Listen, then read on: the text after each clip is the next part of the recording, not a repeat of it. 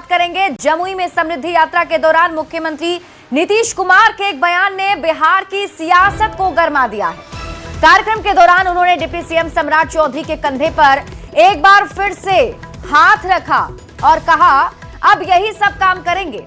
अब इस एक बयान को लेकर कई तरह के राजनीतिक मायने निकाले जा रहे हैं। दरअसल इन दिनों बिहार के सियासी गलियारे में सबसे बड़ा सवाल यही है कि बिहार का अगला मुख्यमंत्री कौन होगा। ऐसे में नीतीश कुमार का बार बार सम्राट चौधरी का नाम मंच से लेना, पिछले एक हफ्ते में तीसरी बार सम्राट चौधरी के कंधे पर हाथ रखकर लोगों तक संदेश देना कि अब यही सब काम करेंगे। नीतीश कुमार के इस नए संकेत के कई सियासी मायने निकाले जा रहे हैं। सियासी गलियारे में यह सवाल गूंज रहा है कि नीतीश कुमार अपनी राजनीतिक विरासत किसको सौंपेंगे और बिहार का अगला मुख्यमंत्री किसको बनाएंगे। तो ऐसे में नीतीश कुमार जिस तरह से समृद्धि यात्रा के दौरान सम्राट चौधरी को लेकर बार बार संकेत दे रहे हैं, उससे यही समझा जा सकता है कि बिहार में फिर से सम्राट चौधरी को कोई बड़ी जिम्मेदारी मिल सकती है। बधाई और सब काम है, सब करेंगे, इतना अच्छा हो जाएगा। आप समझ लीजिए केंद्र का भी सहयोग है, बिहार बहुत आगे बढ़ेगा। बधाई और सब काम है, सब करेंगे, इतना अच्छा हो जाएगा। आप समझ लीजिए केंद्र का भी सहयोग है, बिहार बहुत आगे बढ़ेगा। आप समझ लीजिए केंद्र ये बयान आप सुन रहे हैं, ये समृद्धि यात्रा के तहत जब सीएम नीतीश कुमार मंच को संबोधित कर रहे थे मंच से, तब उन्होंने कहा कि सम्राट चौधरी उनके बगल में ठीक खड़े हैं, आप देख पा रहे होंगे। और मुख्यमंत्री का ये बयान कि अब सब कुछ यही करेंगे, सब काम ये करेंगे, तो ऐसे में इसके कई मायने अब निकाले जा रहे हैं। समृद्धि यात्रा के दौरान जमुई में मुख्यमंत्री नीतीश कुमार ने सम्राट चौधरी को लेकर बड़ा इशारा किया, तो बिहार की सियासत में इसके अब अलग अलग मतलब निकाले जाने लगे हैं। राजनीतिक विश्लेषक से लेकर अलग अलग राजनीतिक दलों के लोग भी अपने अपने हिसाब से उनके इस बयान को देख रहे हैं, तो विपक्षी दल इस पर चुटकी ले रहे हैं। हर मानक में बिहार फिसड्डी है, न कोई उद्योग धंधे लगे, अपराध चरम पर है। ये सबको पता है कि बिहार की दुर्गति हो गई। अब एनडीए का आंतरिक मामला है, क्या होगा नहीं होगा, लेकिन आदरणीय नीतीश कुमार जी को कुर्सी छोड़ना पड़ रहा है। अब यहाँ बीजेपी की सरकार होगी, ये तो तय है। आदरणीय सम्राट चौधरी जी बिहार के डिप्टी सीएम और साथ में नीतीश कुमार जी के साथ वो रहते हैं, तो नीतीश कुमार जी जाहिर सी बात है सम्राट चौधरी जी कह रहे कि हम ये जो हमारा टीम है, हमारा टीम बिहार में जैसे हमने काम किया है, आगे ये टीम कंटिन्यू करते रहे। सम्राट चौधरी जी माननीय मुख्यमंत्री जी की कैबिनेट में उप मुख्यमंत्री हैं। स्वाभाविक तौर पे माननीय मुख्यमंत्री जी जो काम कर रहे हैं, उस काम को आगे बढ़ाने की जिम्मेदारी उप मुख्यमंत्री जी के कंधों पे है। माननीय मुख्यमंत्री जी का विश्वास अगर अपने उप मुख्यमंत्री पे इतना है, तो ये तो सरकार के लिए बहुत ही सुखद क्षण है। देखिए, जमुई की सभा में जिस तरह से नीतीश कुमार जी ने बिल्कुल स्पष्ट तरीके से सम्राट चौधरी के तरफ इशारा किया कि अब इन्हीं को बिहार संभालना है, इन्हीं को बिहार देखनी है, तो अब तो चीजें करीब करीब स्पष्टता के करीब आ गई। एक तरह से नीतीश कुमार ने मुहर लगा दी है अपने उत्तराधिकारी को लेकर के। बढ़ते आगे और बात अगली खबर की। इंदौर के ग्रेटर ब्रिजेश्वरी कॉलोनी में इलेक्ट्रिक कार में चार्जिंग के दौरान शॉर्ट सर्किट होने से आग लग गई, जिसने 3 मंजिला मकान को अपनी चपेट में ले लिया। हादसे में रबर कारोबारी मनोज पुगलिया, उनकी गर्भवती बहू सिमरन सहित 8 लोगों की मौत हो गई, जबकि 4 लोग इसमें घायल हुए हैं। मारे गए लोगों में से 6 मनोज के रिश्तेदार थे, जो बिहार के किशनगंज से आए थे। पुलिस के मुताबिक कार से घर तक आग फैल गई और अंदर रखे गैस सिलेंडर को अपनी चपेट में ले लिया और एक के बाद एक सिलेंडर फटने लगे, जिससे पूरा इलाका दहल गया। धमाका इतना तेज था कि मकान का एक हिस्सा भी ढह गया है। बिजली सप्लाई बंद होने से घर में लगे डिजिटल लॉक खुल नहीं पाए। अंदर सो रहे लोगों को बाहर निकलने का मौका नहीं मिला। आसपास के रहवासियों ने बताया है कि फायर ब्रिगेड की गाड़ियां सूचना देने के करीब 1 घंटे बाद मौके पर पहुंची।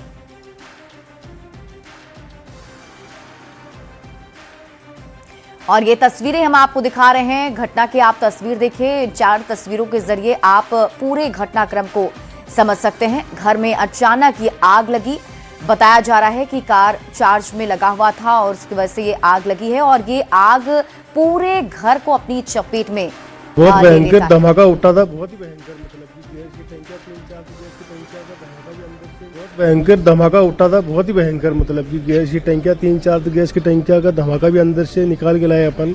बहुत बड़ा वो हादसा हो गया ये, बहुत ज्यादा। लेकिन चार्जिंग से सटा हुआ ये कार रखी हुई थी जिससे वो शायद आग उसी 3:45 बजे उसमें से 4। अब जब हम लोग यहाँ नीचे आए सबको जोर जोर से आवाज़ें देकर और सबको कोशिश कर रहे थे कि कैसे भी करके जितना जिंदा लोग निकल सके। उसमें से 4 लोग बाहर आ चुके हैं। 3 बेटे मनोज भैया में से 5, 2 बहुएं 7 और उनके गेस्ट आए हुए थे। ऐसे 12 लोग थे। वो तीनों एडमिट है। उनको ग्लूकोज वगैरह इम्बाइब में बच्चों को चल रहा। भाभी अपनी जो है नंद के यहाँ गई, मतलब मनोज भैया की सिस्टर के यहाँ गई। यहाँ बैठे घबरा रहे थे। हम लोगों ने उधर सेव कर दिया। यार वैसा आदमी बिल्कुल नर्वस हो जाता है ना वैसा। प्राइमरी जो हमारा एस्टिमेशन है उसमें नीचे एक इलेक्ट्रिक व्हीकल था जो कि वहीं चार्ज किया जा रहा था, तो वहाँ से ब्रेकआउट होके एक्सप्लोजन के साथ ब्रेकआउट हुआ है और फिर वो वहाँ से फायर तेज़ी से फैला है। ऐसा लगता है कि कुछ सिक्योरिटी और उसके हिसाब से इलेक्ट्रॉनिक लॉक्स वगैरह भी रहे होंगे, क्योंकि ऊपर से और उसके बाद चैनल गेट और दरवाजे हमें तोड़ने पड़े हैं। तो ऐसा लगता है कि वो ऑटो उसमें जो है वो इलेक्ट्रॉनिक लॉक होंगे, तो वो लॉक भी हो गए होंगे। अब एग्जैक्ट इसका पूरा कंस्ट्रक्ट और घर के कैसे रहे हमने एक बार कई बार थॉरोली एग्जामिन कर लिया है। तो धीरे धीरे हीट अभी कम हो रही है। कई पोर्शंस को अभी हम प्रॉपरली जिस तरह से हम एग्जामिन करना चाह रहे हैं वैसे नहीं कर पा रहे हैं, तो अभी फोरेंसिक की टीमें भी हैं उसको एग्जामिन कर रहे हैं। बहुत दुखद घटना है, अलार्मिंग भी है, क्योंकि ईवी का युग है और ईवी के चार्जिंग में आग लगी। मतलब ये हम सबके लिए सोचने वाली बात है कि क्योंकि पूरा समाज ईवी की तरफ जा रहा है, पूरी दुनिया ईवी की तरफ जा रही है। तो इस आग के माध्यम से हमने अभी जिलाधीश और पुलिस कमिश्नर से कहा कि एक्सपर्ट की कमेटी बनाई है कि कम से कम इसकी पुनरावृत्ति नहीं हो। पर ईवी की चार्जिंग से अगर आग लगती है तो ये तो बहुत अलार्मिंग है। और इसमें कहाँ क्यों लगी आग, वैसे पूरे ईवी वाले कहते हैं कि सब सेफ़ है, सब सेफ़ है, सब सेफ़ है, पर आग का कारण ईवी है, चार्जिंग स्टेशन है, उसके कारण आग लगी है। तो क्यों लगी इसको ज़रूर हम पता लगाएंगे। तो वहीं किशनगंज के धर्मशाला रोड निवासी विजय सेठिया सहित उनके परिवार के 6 सदस्यों की इंदौर में आग लगने से मौत की खबर से पूरे इलाके में शोक की लहर दौड़ गई है। बताया जा रहा है कि कार चार्जिंग के दौरान आग लगी और आसपास सिलेंडर होने से हादसा बढ़ गया। सूचना मिलते ही परिजन इंदौर रवाना हो गए हैं। स्थानीय लोग भी इस घटना से बेहद दुखी हैं।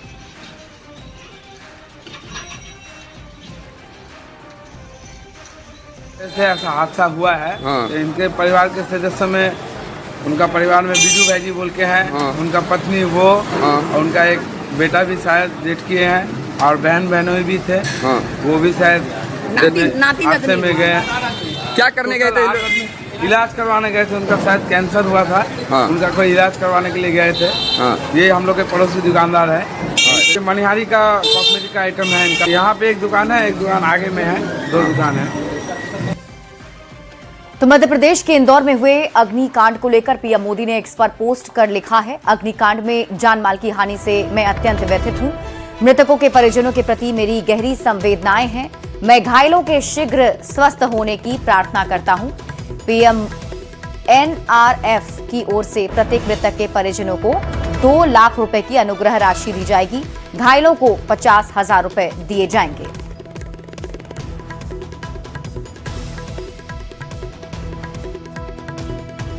और इसी बीच रुक कर लेते हैं बड़ी खबर की ओर। पटना से आपको इस वक्त की बड़ी खबर बताते हैं, जहां TRE 4 को लेकर अभ्यर्थियों का प्रदर्शन देखने को मिल रहा है। पटना कॉलेज में बड़ी संख्या में ये कैंडिडेट्स जुटे हुए हैं। सरकार के खिलाफ जमकर कैंडिडेट्स की तरफ से नारेबाजी की जा रही है। कहा जा रहा है हमें हमारा हक दो जैसे पोस्टर लेकर छात्र यहां उतरे हुए हैं। TRE-4 का नोटिफिकेशन जारी करने की मांग की जा रही है। पटना कॉलेज से BPSC दफ्तर तक मार्च की तैयारी है।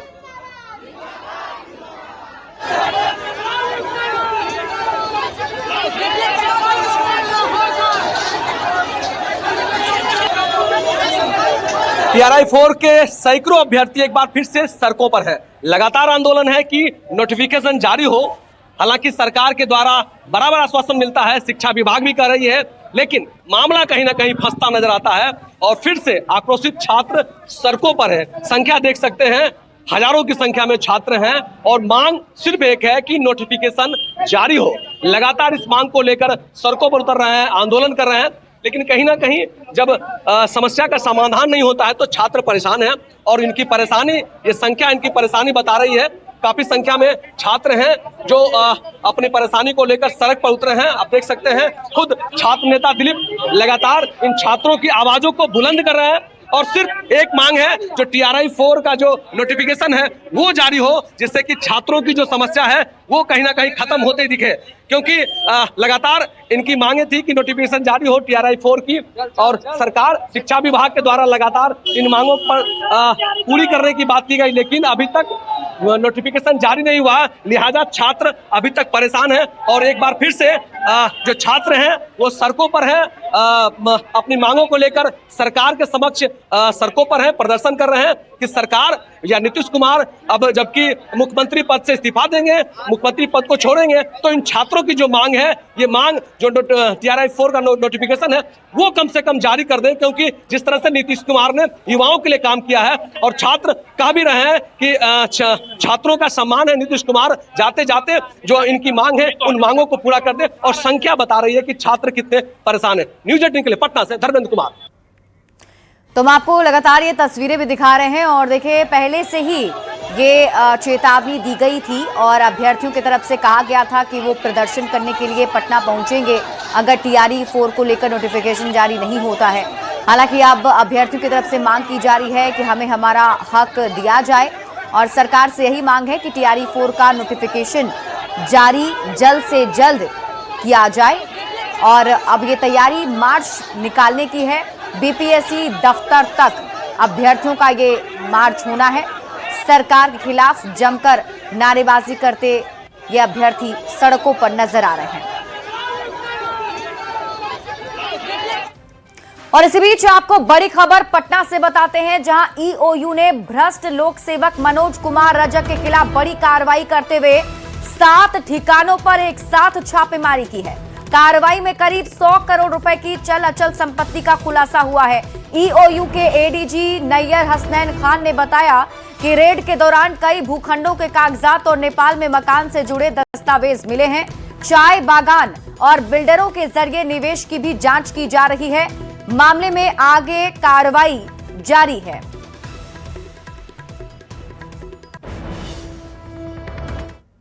EOU ने भ्रष्ट लोक सेवक जो है मनोज रजक के विरुद्ध बड़ा एक्शन किया है। अब तक की कार्रवाई में क्या कुछ जो है वो मामला सामने आया है, कितने की अकुत संपत्ति अर्जित कर रखा है, इस पूरे मामले पे बात करने के लिए हमारे साथ मौजूद है ADG EOU नैयर हसनैन खान साहब। बात करते हैं सर, मनोज रजक ने अपनी पद का दुरुपयोग करके काली कमाई किया है, क्या कुछ बातें आई है सामने? मनोज रजक के विरुद्ध जो हम लोगों ने जांच किया था उसमें इनके विरुद्ध लगभग 66% का DA बन रहा था, मगर जब हम लोगों ने माननीय न्यायालय के समक्ष सारे तथ्यों को रखा और इन पर सर्च वारंट्स लिए तो इनके 7 ऐसे ठिकानों पर हमने कल वेरिफिकेशन सर्चेस किया है, जिसमें जो हम लोगों का परसेंटेज था उससे कई गुना ज़्यादा तथ्य मिले हैं, साक्ष्य मिले हैं, प्रदर्श मिले हैं। और लगभग हमें लगता है कि अभी अनुसंधान चल रहा है, ये आंकड़ा अपने आप में काफ़ी आगे बढ़ेगा। इनका काफ़ी ज़्यादा इन्वेस्टमेंट इलीगल लैंड्स में हुआ है, प्रॉपर्टीज़ में है। इसके अलावा इन्होंने फाइनेंशियल ट्रांजैक्शंस भी किए हैं, पैसे को लगाया गया है बहुत से अवैध तरीके से ऐसे कारोबार में जो एक पब्लिक सर्वेंट के लिए संभव नहीं है। और भी बहुत से मामले इसमें आए हैं जिनका अध्ययन आर्थिक अपराध इकाई कर रही है और आगे इसमें और भी खुलासा होगा। लेकिन सर कहा जा रहा है कि लगभग 100 करोड़ के आसपास जो है इन्होंने एसेट खड़ा कर रखा है, देखिए, अभी कोई क्वांटिफाई करना मुश्किल होगा क्योंकि अनुसंधान अभी प्रारंभिक स्टेज में है, कल ही सर्चेज हुई हैं। तत्काल हम इस पे कोई कमेंट नहीं करेंगे, मगर निश्चित तौर पे जो हमारे एफआईआर में दर्ज हैं बातें, उससे कई गुना ज्यादा इसमें एसेट्स मिलेंगे, ये हमें आशा है। नेपाल में भी एसेट इन्होंने खड़ा कर रखा है। नेपाल में इनका एक आवास होने की सूचना है। काठमांडू के संबंध में भी जांचें, ऐसा प्रतीत हो रहा है कि वहां पर भी कुछ इन्वेस्टमेंट्स हैं, वो हम लोग अपने जो प्रॉपर चैनल है उसके थ्रू वेरीफाई कर रहे हैं। बिल्कुल, देखिए ये हमारे साथ थे एडीजी नैयर हसनैन खान। अमित कुमार, न्यूज 18 पटना। बड़ी खबर मुजफ्फरपुर से आपको बताते हैं, जहां गायघाट थाना क्षेत्र के चोरनिया गांव में पुलिस की गोली से शख्स की मौत मामले में बड़ी कार्रवाई हुई। घटना के बाद मौके पर ग्रामीण एसपी, एसडीओ सहित कई थानों की पुलिस पहुंची है। वहीं एफएसएल की टीम मामले की गंभीरता से जांच कर रही है। फिलहाल आक्रोशित ग्रामीणों को समझाया गया है और शव को पोस्टमार्टम के लिए भेजने की कवायद की जा रही है। वहीं मामले में बड़ी कार्रवाई करते हुए एसएसपी कांतेश कुमार मिश्रा ने आरोपी थानेदार राजा सिंह को तत्काल प्रभाव से हटा दिया है। फिलहाल ग्रामीण एसपी को जांच की जिम्मेदारी दी गई है। घटना को लेकर गांव में अभी भी माहौल तनावपूर्ण है, जहां एक तरफ ग्रामीणों द्वारा बताया जा रहा है कि पुलिस ने जगतवीर राय के सीने में गोली मार दी, वहीं पुलिस इसे झड़प के दौरान आत्मरक्षा में गोली चलाने की बात कह रही है। और छापेमारी के क्रम में यहाँ पर जो बातें आई हैं वो इस तरह से आई हैं कि यहाँ के ग्रामीणों का कहना है कि गोलीबारी हुई और इसमें जो है सो हमारे यहाँ के एक व्यक्ति जो है उनको गोली लगी है और उनको जो है सो उनकी मृत्यु हुई है। तो एक मजिस्ट्रियल इंक्वायरी कराई जा रही है इसमें, और मजिस्ट्रियल इंक्वायरी के फाइंडिंग के बेसिस पर आगे की कार्रवाई की जाएगी।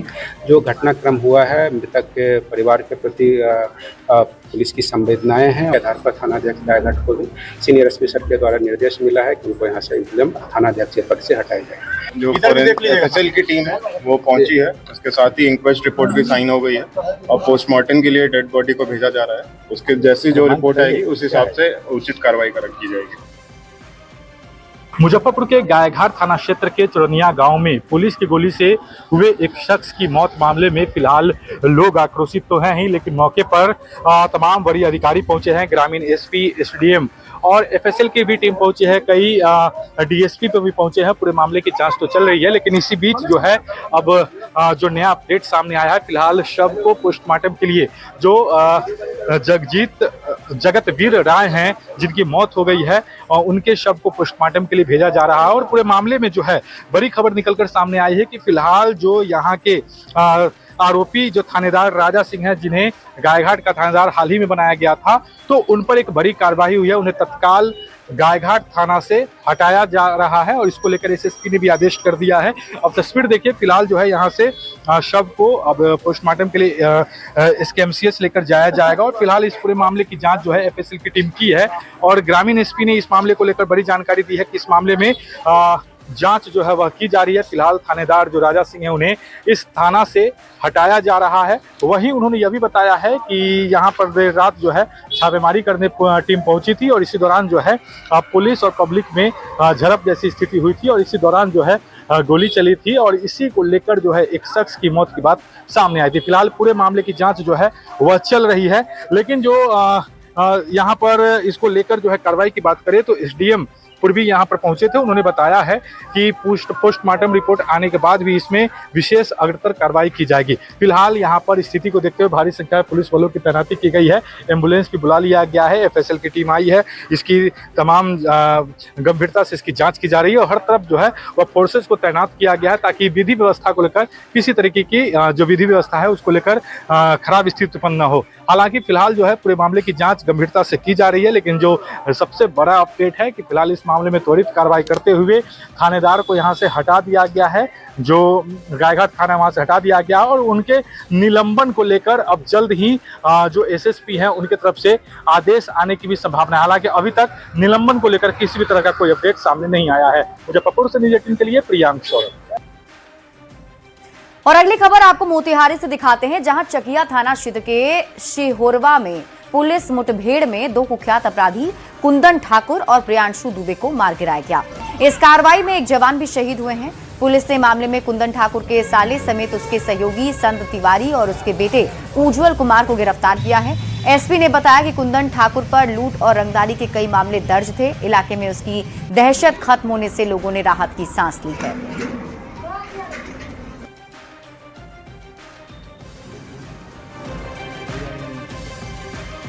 पूर्वी चंपारण के चकिया के रामडीहा के बगल के गांव में पुलिस और अपराधी के बीच हुए मुठभेड़ में 2 अपराधी की मौत हो गई थी और इसमें पुलिस ने जो 3 लोगों को हिरासत में लिया है, जिसमें संत तिवारी, उज्जवल कुमार और दिव्यांशु, ये 3 लोगों को पुलिस ने हिरासत में लिया है।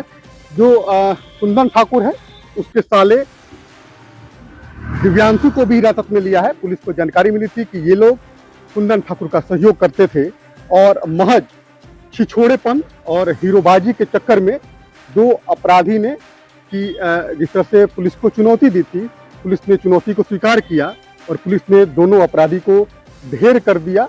देखिए, भले ही लगातार अपराधियों के हौसले जरूर कहीं ना कहीं बुलंद होते जा रहे हैं, लेकिन पुलिस ने जिस तरह से उनके हौसले को पस्त किया है, 2 अपराधियों का इनकाउंटर केरे के चकिया थाने में मौजूद है और 3 लोगों से पुलिस गहन पूछताछ कर रही है, जिसमें संत तिवारी, उज्जवल और दिव्यांशु, ये 3 व्यक्ति जो हैं उसको पुलिस पूरी जांच पड़ताल में जुटी है। पर मोतिहारी के साथ साथ मुजफ्फरपुर में 6 मामले दर्ज हैं, जिसमें लूट और रंगदारी के मामले हैं। तो ऐसी स्थिति में पहले से बड़ा अपराधी बनने की कोशिश जरूर कर रहा था और हीरोबाजी और बड़े बनने की चाहत में कुंदन ठाकुर ने छिछोड़ापन दिखाया और पुलिस को चुनौती दी। पुलिस ने उसकी चुनौती को स्वीकार किया और अब कुंदन ठाकुर और प्रियांशु दुबे को पुलिस ने यमलोक पहुंचा दिया है। 19 कुमार, न्यूज़ 18, चकिया, मोतिहारी। भागलपुर से आपको बड़ी खबर बताते हैं, जहां बाइक और ट्रैक्टर में आमने सामने की टक्कर हो गई, जिसमें एक युवक की मौके पर ही मौत हो गई है। 3 अन्य युवक गंभीर रूप से घायल हैं। सिंटू कुमार के रूप में मृतक की पहचान हुई है। घायलों का पीरपैंती अस्पताल में इलाज जारी है। हादसे के बाद इलाके में अफरा तफरी मच गई। बाखरपुर धनपाल टोला मार्ग पर यह घटना घटी है। मौके पर पुलिस की टीम पहुंची है और जांच शुरू कर दी गई है। तो भागलपुर से आपको ये बड़ी खबर बता रहे हैं, जहां बाइक की आमने सामने टक्कर हो गई, जिसमें एक युवक की मौत हो गई है। 3 घायल बताए जा रहे हैं।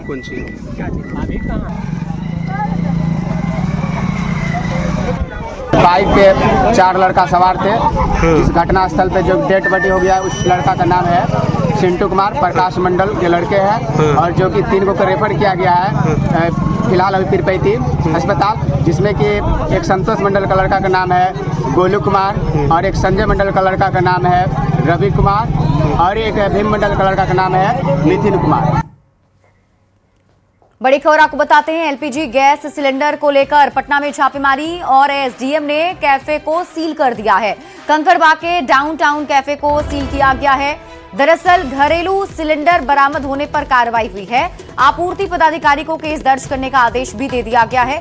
छापेमारी से गैस कालाबाजारियों में हड़कंप मची हुई है। तो इस वक्त की बड़ी खबर आपको पटना से बता रहे हैं, डाउनटाउन कैफे जिसे अभी सील किया गया है। जानकारी के मुताबिक कंकड़बाग के डाउनटाउन कैफे को सील किया गया। घरेलू सिलेंडर बरामद होने पर यह कार्रवाई की गई है। आपूर्ति पदाधिकारी को केस दर्ज करने का आदेश दिया गया है।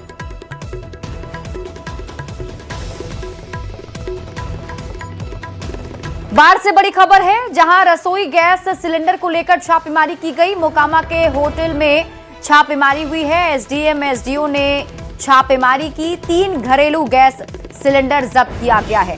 3 लड़की 4 लड़के भी हिरासत में लिए गए हैं। स्टेशन रोड में यह छापेमारी की गई है। तो बड़ी खबर आपको बाढ़ से बता रहे हैं, जहां पुलिस की टीम की तरफ से छापेमारी की गई है। जानकारी के मुताबिक रसोई गैस सिलेंडर को लेकर यह छापेमारी की गई। मोकामा के कई होटल्स में छापेमारी हुई है।